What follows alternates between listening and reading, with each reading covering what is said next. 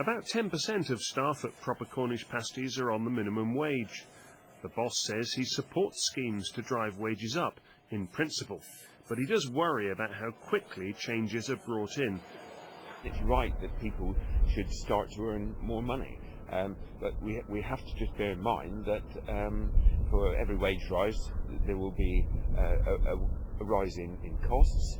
A rise in costs could lead to extra prices, so we have to be just careful that these benefits are not eroded by higher prices. We met one worker on the minimum wage who's been campaigning for higher pay.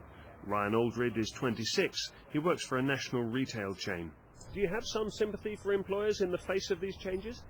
Well, it's very difficult to have sympathy for employers when you're worrying each month whether you're going to pay the rent on time. So as much as I appreciate some of the smaller businesses that might struggle initially, I think when you look at the huge amounts of money that some of the big CEOs are raking in at the tops of the businesses, that's of which I work for one, it's very difficult to say that I can sort of sympathise on that level when they live a very different life to the one I do. It's not just those on the minimum wage who may benefit from these changes. Many staff who earn above the minimum wage will expect rises that'll keep their place in the pecking order. The boss at this hotel also speaks for the British Hospitality Association. The cost for a business like mine by 2020, I have 60 staff, but by 2020 the cost will be about 125,000 a year extra cost if I maintain the same workforce as I have now.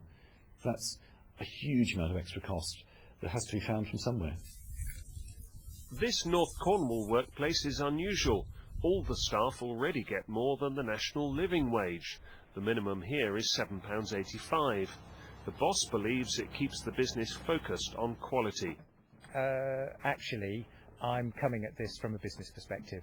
It makes great business sense, and really the question that my colleagues in tourism need to ask themselves is not can we afford to pay the UK living wage, but actually can we afford not to pay the UK living wage. The new national living wage comes in from April next year. Neil Gallagher, BBC Spotlight.